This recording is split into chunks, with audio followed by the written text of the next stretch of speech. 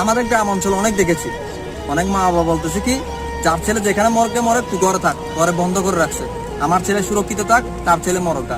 ওটা আন্দোলন না, যেখানে যাবে তার ছেলে শহীদ হোক, আমার ছেলে ঘরে সুরক্ষিত থাক, আমার কলিজার টুকরা। আপনারটা যদি কলিজার টুকরা হয়, ওদেরটা কি? ওদেরটা কি পাথর? ওদেরটা কি পাথর? আমি একটা বিষয় ক্লিয়ার করি, ওরা যে বর্তমানে 1971 সালের কথা বলি, যারা যে মুক্তিযোদ্ধারা যে দেশটা স্বাধীন করেছে, তাদের মুখটা আমরা করতেছি না? এই দেশটা এখন আমাদের না?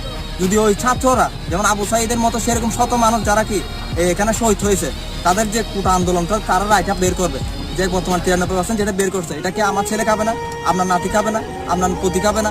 তো আপনারা রিগেল থাকে এই হকটা আদায় করেন না। চুলের মতো কেন আপনার ছেলে কি সুরক্ষিত রেখে অন্য ছেলের মার বুক খালি করে আপনারা কি কি বুঝে আছেন? এটা দেশ কি এভাবে চলবে? যদি একটা কথা আমি গতকাল বলছিলাম, যদি আপনি যদি বাঁচার জন্য আলাদা হন তাহলে সবাই মরবে, যদি মরার জন্য একত্রিত হন তাহলে পুরো দেশ জিতবে। Mind it.